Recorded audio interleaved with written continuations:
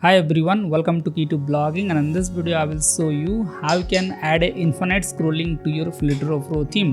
So in the last video I have shown you how to add a floating notification to your Blogger website, and in this video I will show you how you can add a infinite scrolling like this. So when user scroll down the page, it will start loading the post automatically without clicking on the button.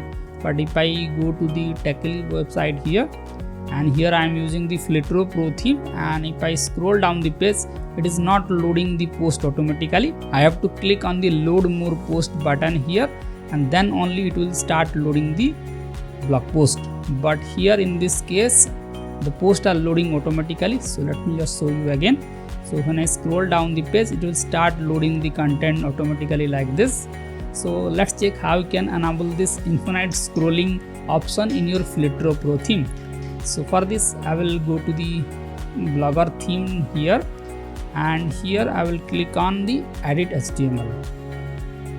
Now here you can simply search for pagination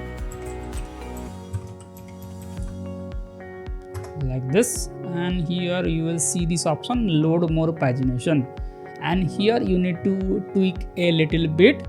So here by default you will see this type 0, so make sure to change it from type 0 to type 1. That's it.